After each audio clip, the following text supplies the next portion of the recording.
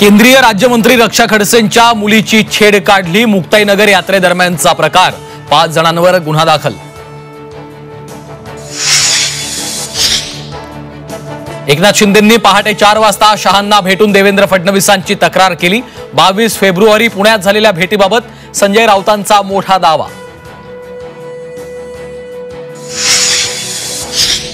मुंबईत चेंबूरच्या शिवसेना शाखेत दारू पार्टी, सोशल मीडियावर व्हिडिओ व्हायरल।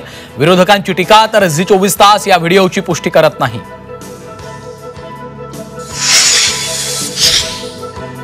ठाण्यात दोन्ही शिवसेनेचे कार्यकर्ते आमने सामने। ठाकरेंच्या नेत्यांकडून आनंद दिघेंच्या पुतळ्याला अभिवादन, तर शिंदेंच्या कार्यकर्त्यांकडून पुतळ्याचा दुग्धाभिषेक।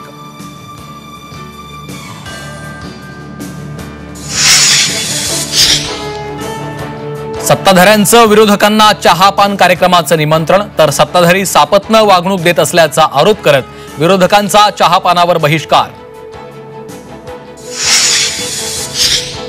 नाशिकमध्ये पुन्हा एमडी ड्रग्जचा मोठा साठा जप्त। नाशिक रोड रेल्वे स्थानक परिसरात पोलिसांची कारवाई। दाम्पत्याकडनं 3,80,000चं एमडी ड्रग्ज जप्त। नंदुरबार जिल्ह्यात चिकन पॉक्सचा धोका वाढला। लहान मुलांसह वृद्धांनाही चिकन पॉक्सची लागण। नागरिकांना काळजी घेण्याचं आवाहन।